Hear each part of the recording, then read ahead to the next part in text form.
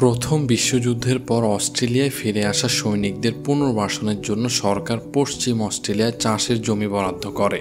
যুদ্ধ থেকে ফেরা এই সৈন্যদের কৃষিকাজ সম্পর্কে তেমন কোনো অভিজ্ঞতা না থাকলেও তারা গম চাষ শুরু করে এবং ধীরে ধীরে আর্থিক উন্নতি লাভ করতে থাকে।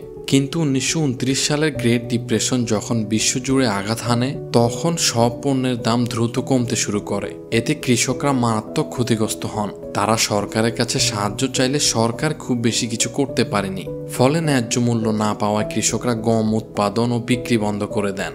গ্রেট ডিপ্রেশনের এই ঘোর সংকটের মধ্যে 1932 সালের দিকে অস্ট্রেলিয়া দেখা দেয় ভয়াবহ খরা। ঠিক এই সময় ছিল ইমু পাখিদের প্রজনন মৌসুম। খাদ্য পানির সন্ধানে প্রায় 20,000 ইমু পাখি পশ্চিম অস্ট্রেলিয়ার ফসলি জমির দিকে মাইগ্রেট করে। বাকি ঘটনা জানার আগে আমাদের ইমু পাখির সম্পর্কে কিছু গুরুত্বপূর্ণ তথ্য জানা দরকার। এই পাখি উচ্চতায় প্রায় 6 ফুট এবং ওজনে 45 থেকে 60 কেজি পর্যন্ত হতে পারে। এরা ঘন্টায় 50 কিলোমিটার বেগে দৌড়াতে পারে, যা তাদের পৃথিবীর দ্বিতীয় দ্রুততম পাখির মর্যাদা দিয়েছে।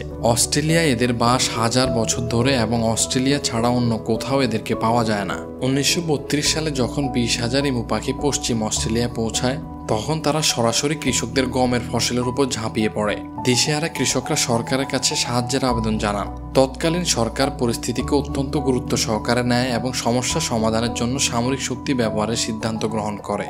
দ্বিতীয় বিশ্বযুদ্ধে ব্যবহৃত লুইস মেশিন গান ও কিছু সৈন্য সহ একটি দল পাঠানো হয় এই অভিযান পরিচালনার জন্য। এই সামরিক অভিযান শুরু হয় 1932 সালের 2 নভেম্বর, যার মূল উদ্দেশ্য ছিল যত বেশি সম্ভব ইমু হত্যা করে কৃষকদের ফসল রক্ষা করা। যথারীতি সৈন্যরা পশ্চিম অস্ট্রেলিয়ার ক্যাম্পিয়ন শহরে গিয়ে পৌঁছায়, যেখানে ইমু পাখিদের সংখ্যা সবচেয়ে বেশি ছিল। প্রথম দিনেই সৈন্যরা একটি ইমু পাখির ঝাঁকের উপর অনবরত মেশিন গানের গুলি চালায়, কিন্তু তারা দ্রুতই বুঝতে পারে ইমু পাখিরা অত্যন্ত দ্রুতগতি সম্পন্ন এবং খুবই অ্যাজাইল। গুলি শুরু হওয়ার সাথে সাথে ইমুরা ছোট ছোট দলে ভাগ হয়ে চারদিকে ছড়িয়ে পড়ত, যার ফলে তাদের নিশানা করা প্রায় অসম্ভব হয়ে পড়ে। প্রথম আক্রমণে সৈন্যরা মাত্র 10 থেকে 15টি ইমু হত্যা করতে সক্ষম হয়। যুদ্ধ শুরু হওয়ার পরপরই সৈনিকরা বুঝতে পারেন ইমুদের বিরুদ্ধে লড়াই করা তাদের ধারণার চেয়ে অনেক বেশি কঠিন হবে।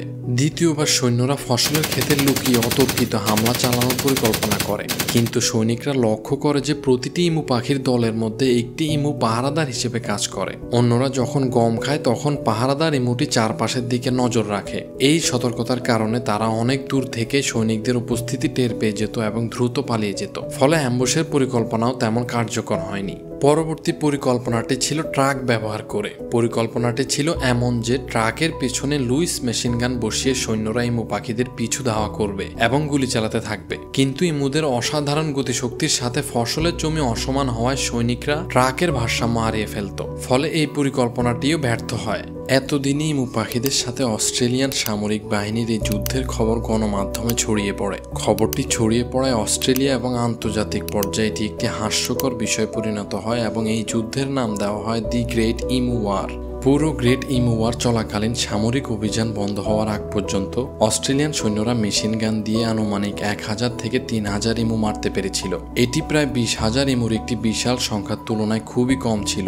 অবশেষে সরকার এই সামরিক মিশন সম্পূর্ণরূপে বাতিল করে। সামরিক অভিযানের ব্যর্থতার পর অস্ট্রেলিয়ান সরকার বুঝতে পারে যে ঐতিহ্যবাহী সামরিক পদ্ধতিতে ইমু পাখিদের বিরুদ্ধে লড়াই করা সম্ভব নয়। তখনও কৃষকরা তাদের ফসলের ক্ষতির জন্য চরম দুর্ভোগ পোহাচ্ছিল। এই সমস্যা সমাধানে অস্ট্রেলিয়ান সরকার বাউন্টি হান্টিং সিস্টেম চালু করে। এই সিস্টেমে কৃষকরা যত বেশি ইমু হত্যা করতে পারবে তাদের সেই অনুযায়ী আর্থিকভাবে পুরস্কৃত করা হবে এবং অস্ট্রেলিয়ার সরকার প্রয়োজনীয় অ্যামুনিশন কৃষকদের কাছে সরবরাহ করে। এই বাউন্টি সিস্টেম সামরিক অভিযানের তুলনায় অনেক বেশি কার্যকর প্রমাণিত হয়েছিল। পরের 2 বছরে অর্থাৎ 1934 সাল নাগাদ কৃষকরা প্রায় 60,000 ইমু হত্যা করে তাদের বাউন্টি পুরস্কার সংগ্রহ করে। 1934 থেকে 1948 সালের মধ্যে সরকারি পরিসংখ্যান অনুযায়ী প্রায় 2,84,000 ইমু পাখি কৃষকদের হাতে নিহত হয়েছিল বাউন্টি প্রোগ্রামের আওতায়। এই বাউন্টি সিস্টেম ধীরে ধীরে বন্ধ হয়ে যায়, কারণ ততদিনে ইমুর সংখ্যা অনেকটাই নিয়ন্ত্রণে চলে আসে। কৃষকরা তাদের চাষের জমির চারপাশে উঁচু কাঠের বেড়া এবং তারের ফেন্সিং দিতে শুরু করে। বর্তমানে অস্ট্রেলিয়ায় আনুমানিক 6 থেকে 7 লাখ ইমু পাখি আছে, যা একটি বৃহৎ সংখ্যা এবং তারা বিলুপ্তপ্রায় প্রাণীদের তালিকায় সবচেয়ে কম উদ্বেগে রয়েছে।